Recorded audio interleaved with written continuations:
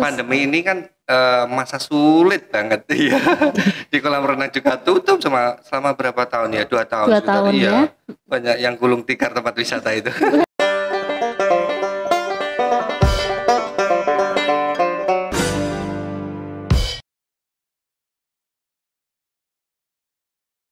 Assalamualaikum warahmatullahi wabarakatuh. Kembali lagi dengan saya Dr. Mila dari Nukleus Podcast RSNU Tuban, ngobrol santai dan maknyus. Kali ini kita kehadiran narasumber dari owner dari suatu tempat rekreasi yang sangat terkenal di Tuban, yaitu Jatiwangi. Kita berikan aplaus untuk Bapak Tamaji. Mungkin kita biar lebih akrab kita panggil Mas Aji aja ya. Ya Mas Aji, terima kasih sudah mau datang di acara Nukleus Podcast. Gimana kabarnya hari ini? Alhamdulillah baik.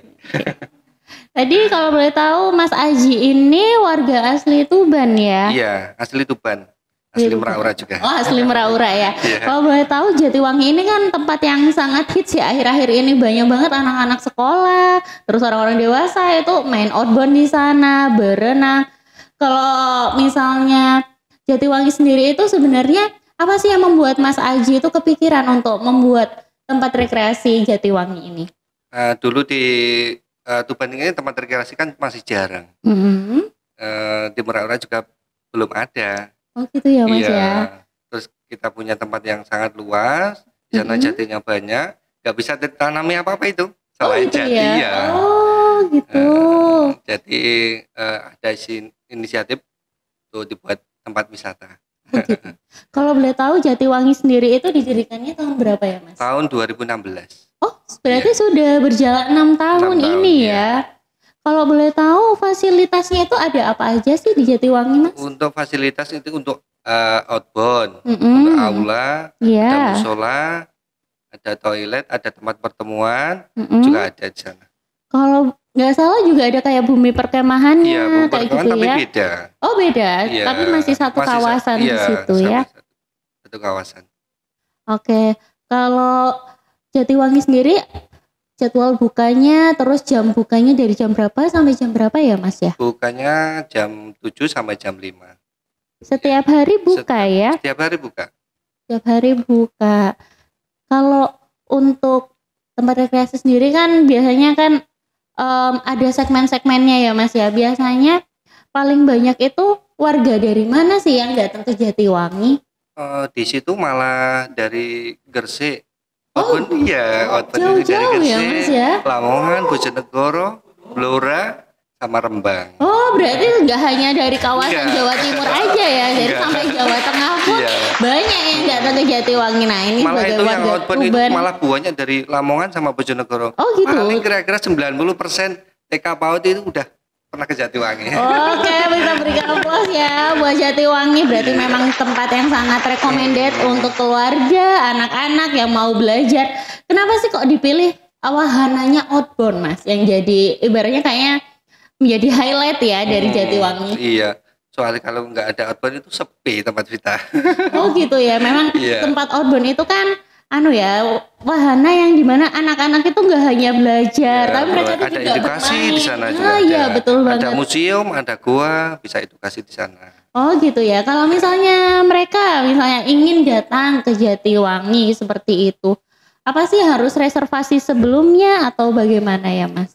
Kalau enggak rombongan ya nggak apa-apa, langsung aja. Oh bisa langsung datang ya? Tapi kan kalau ada pertemuan-pertemuan yang banyak itu harus konfirmasi dulu. Takutnya itu terus kebetulan berbarengan dengan rombongan yang lain gitu ya. Oke, selain kesibukannya nih, kalau misalnya tadi kan kita bahas soal Jatiwangi ya Mas ya. Kalau Mas Aji sendiri setiap hari kesibukannya apa? Saya di toko. Di sebelahnya sana. Oh ada toko. Iya ada toko. Untuk jualan apa aja ya Mas ya di sana ya? Bahan sembako semuanya ada. Oh berarti saya kira apa kayak toko oleh-oleh gitu bukan ya? Yang oleh-oleh di dalam, ada di kantin. Ya. Berarti memang luar biasa banget ya Mas Aji ini. Sebenarnya salah satu bisnismen yang sangat menginspirasi ya, bisa melihat pasar, gak hanya menyediakan untuk wahana wisatanya, terus juga fasilitas pelengkap yang lainnya, termasuk juga mungkin melayani warga-warga sekitar di sana ya kalau punya toko kelontong ya.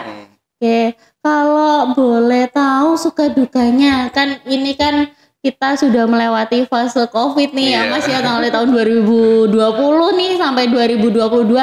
Gimana sih sebagai pebisnis bisa tetap bertahan dalam melewati fase pandemi ini? Mungkin yang bisa di-share untuk penonton setia dari podcast Untuk Nukleus. Di masa pandemi ini kan masa sulit banget ya. Di kolam renang juga tutup selama berapa tahun ya? 2 tahun. 2 tahun ya. Banyak yang gulung tikar tempat wisata itu. Ya, betul banget. Tapi alhamdulillah masih bisa. Masih bisa bertahan lagi, ya. Alhamdulillah. Untuk kayak pegawai segala macam kan ya kita nggak menutup mata ya, memang banyak sekali kayak pariwisata ataupun bisnis lainnya yang terdampak oleh COVID sampai harus mem-PHK karyawannya, apalagi juga harus mempertahankan bisnis karena harus ada akomodasi yang dikeluarkan kayak gitu. Gimana untuk mengelolanya itu, Mas? Itu setiap hari kan nyapu, kan jadinya kan banyak yang jatuh, jadi digilir sama 6-3-3 gitu. 3 hari masuk, gitu. 3 hari libur gitu terus. Jadi untuk meminimalisir resiko untuk mem-PHK karyawan segala macamnya diatur jadwalnya seperti itu ya Mas ya. Berarti nggak sampai ada karyawan yang dikeluarkan gitu ya. Oke. Berarti salah satu pengusaha yang masih baik masih memikirkan karyawannya ya. Oke. Kalau kita ranahnya yang lebih private lagi nih, Mas sendiri kalau boleh tahu sudah berkeluarga dan punya anak? Alhamdulillah sudah punya 1. Kalau boleh tahu umur berapa, Mas? Umur 4,5. Oh sudah besar ya, sekarang sudah TK. Sering kesini ya. Kayak periksa di dokter Marini sama dokter anak sini. Oke, waduh. Kalau boleh tahu kenapa sih memilih RSNU Tuban menjadi tempat untuk Mas dan keluarga untuk misalnya sedang sakit atau kan konsultasi? Oke. Ya dekat dari rumah sini, terus kan buka prakteknya ke sini, dokter Marini sama dokter Ana. Jadi ya sering ke sini. Oh, gitu ya. Kalau dari sisi Mas nih, kalau misalnya melihat RSNU misalnya dibandingkan rumah sakit lain, apa sih kelebihannya? Mungkin ada kekurangannya atau? Untuk rumah sakit NU ini kan sangat bagus. Oke, terima kasih. Bagusnya ini gimana nih Mas? Apa dari segi bangunannya atau pelayanannya? Bangunannya juga bagus, pelayanannya malah bagus gitu. Iya, dokternya juga cantik ya.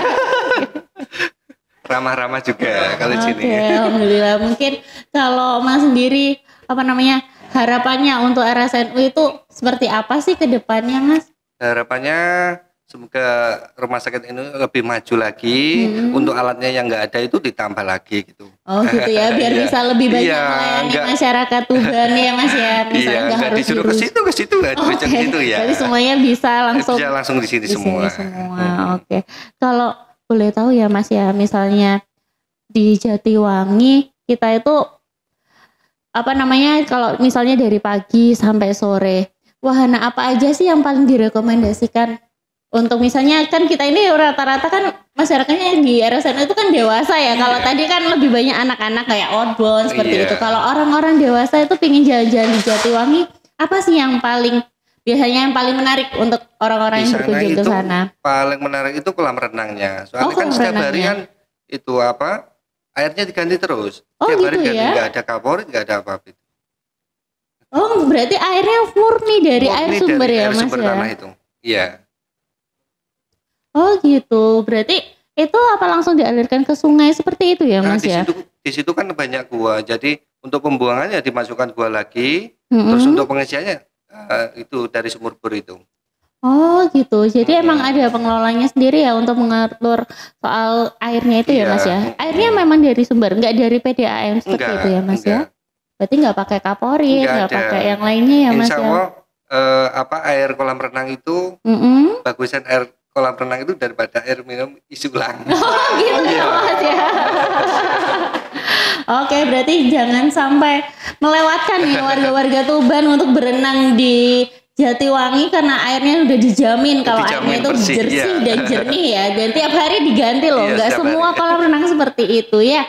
Kalau boleh tahu nih Mas, Mas sendiri kan selama ini udah jadi ibaratnya kalau kita sebutnya bisnismen ya atau pengusaha.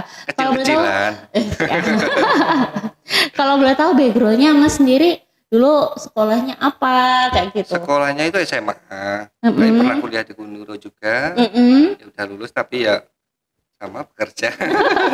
Kalau boleh jadi tahu pegawai.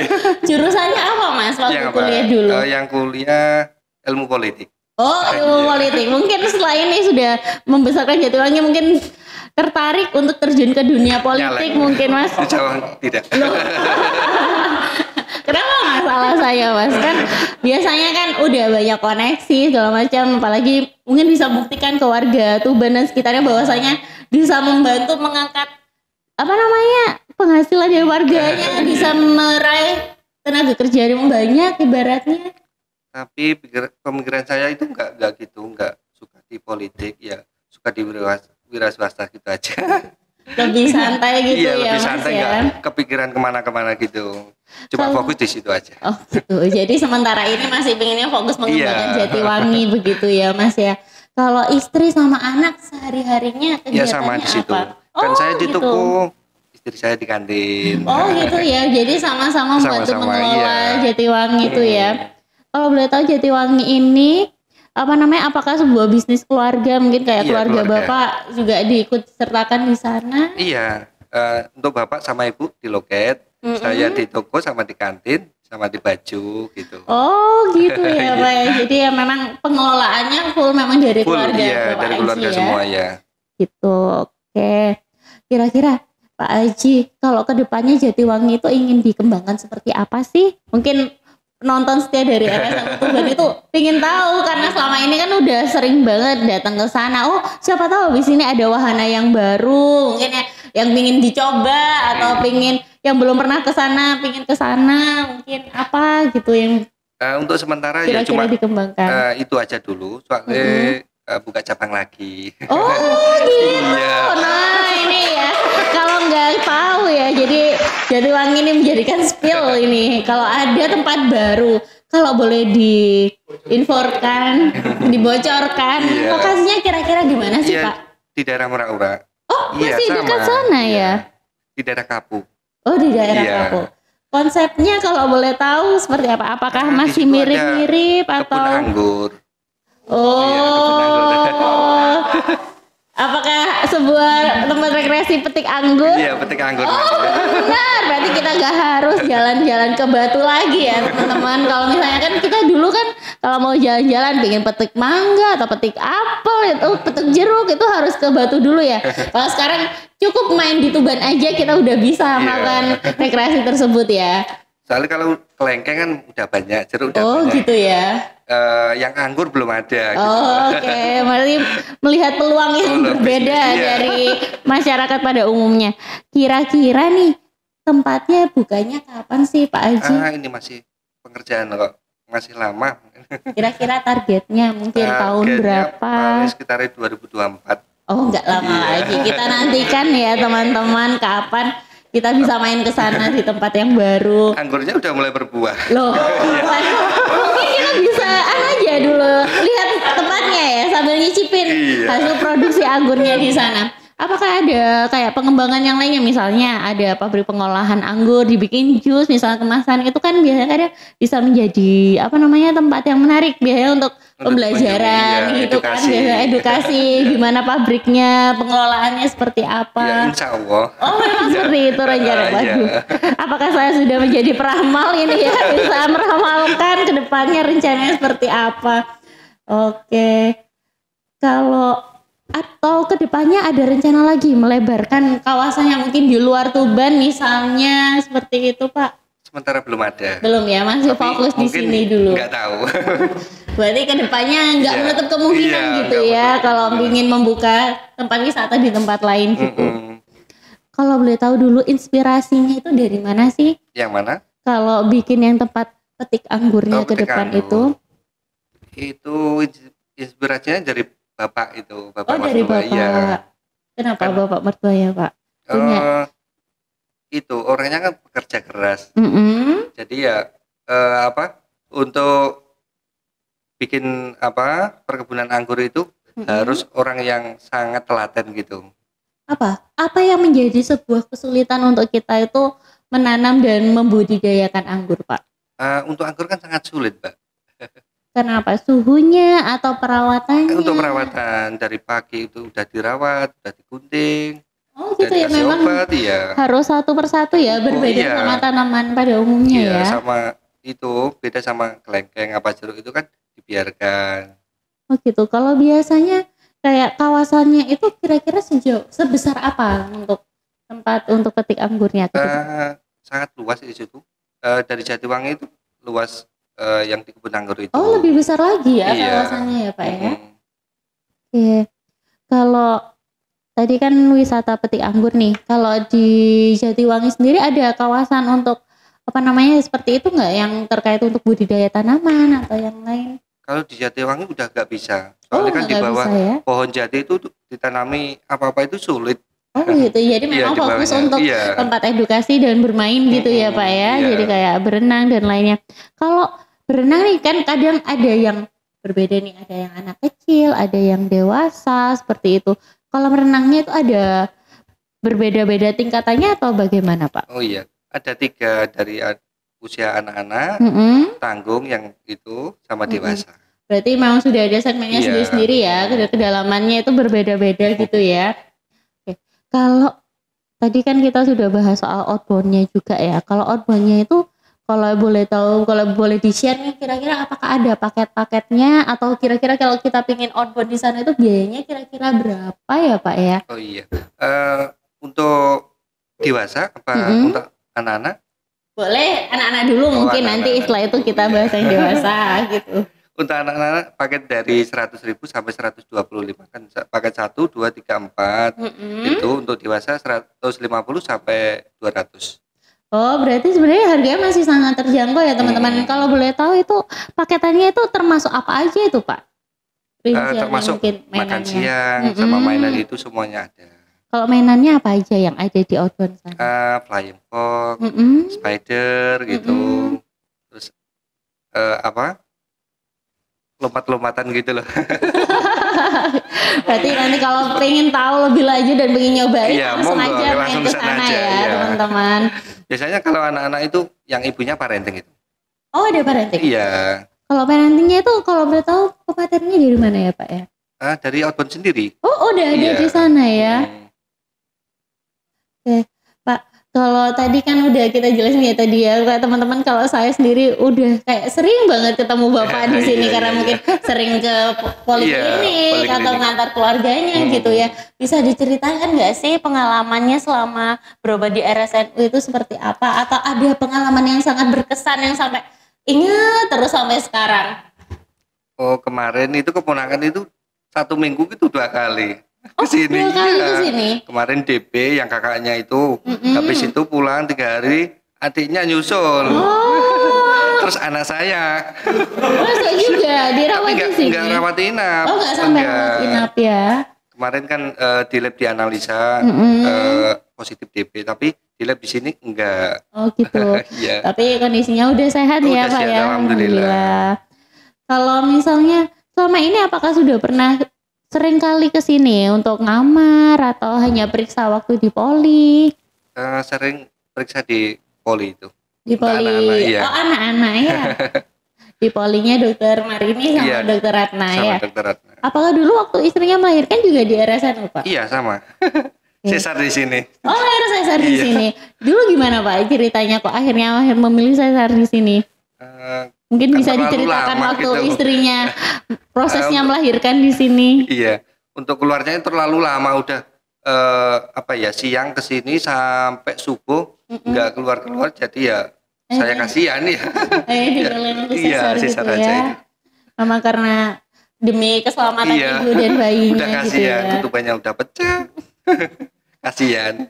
Ya, berarti Bapak dan keluarga itu merasa bahwa RSNU itu sudah memberikan pelayanan yang optimal. Jadi selalu misalnya kondisinya butuh perawatan atau ingin konsultasi dengan dokter, jadi RSNU itu menjadi pilihan gitu ya Pak ya.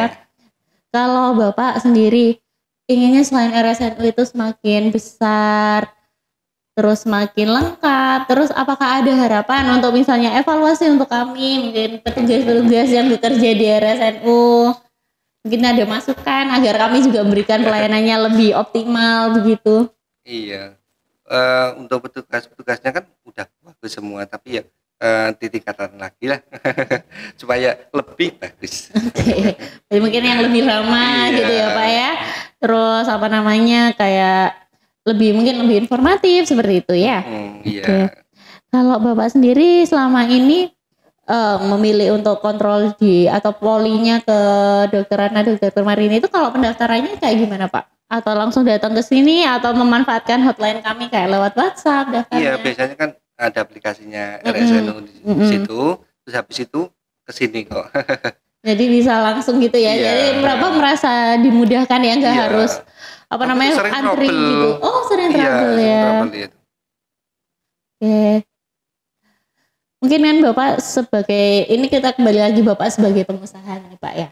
Kan Bapak sudah mengalami mungkin pasti jatuh bangun sebagai pengusaha ya. Apakah ada mungkin kata-kata yang bisa disampaikan mungkin, atau yang kata-kata inspiratif untuk penonton setia dari RSNU Tuban yang bisa dibagikan agar teman-teman mungkin ada juga yang menyambi sebagai pengusaha kayak gitu, akhirnya biar lebih semangat lagi. Gimana Pak ya? Gak bisa ngomong. Atau mungkin apa yang misalnya kayak jadi kata-kata yang membuat Bapak itu selalu ingat biar selalu semangat untuk bekerja. Gimana Mbak? Mungkin yang di batin, dalam hati, saya harus selalu survive, saya harus selalu kuat untuk keluarga saya atau apa mungkin. Yang jadi motivasi itu untuk bekerja keras itu hanya anak-anak yang sehat gitu, terus bekerja kan seneng gitu. Karena di tempat rekreasi itu kan happy terus. Jadi alhamdulillah ya sering sehat. Jadi kalau saya simpulkan berarti Bapak merasa yang penting kita itu menjalani pekerjaan yang kita sukai agar kita itu juga selalu happy dan menjalannya dengan ikhlas. Dan kita bisa fokus sama keluarga yang selalu sehat dan bahagia gitu ya. Jadi harapannya nanti pekerjaannya juga bisa lebih berkah begitu ya Pak ya. Oke, mungkin itu tadi yang bisa kita sharing dan bagikan terkait dengan Pak Aji dan juga RSNU. Sebenarnya mungkin Bapak ingin mempromosikan tempat wisatanya kepada warga penonton dari Nukleus Podcast. Halo, semuanya yang ada di Tuban sama yang ada di Jawa Timur, khususnya di Indonesia semuanya.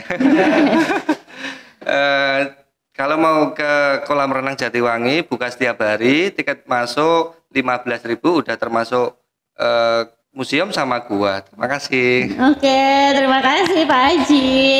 Mungkin tadi sekaligus menutup perjumpaan kita pada siang hari ini. Terima kasih atas waktunya Pak Haji. Mungkin mohon maaf kalau kami ada salah kata atau sikap yang membuat Bapak kurang berkenan. Jangan lupa selalu like, comment, subscribe, dan share. Dan jangan lupa nyalakan lonceng dari akun RSNU Tuban. Sampai jumpa di Nukleus Podcast selanjutnya. Dadah. Assalamualaikum warahmatullahi wabarakatuh.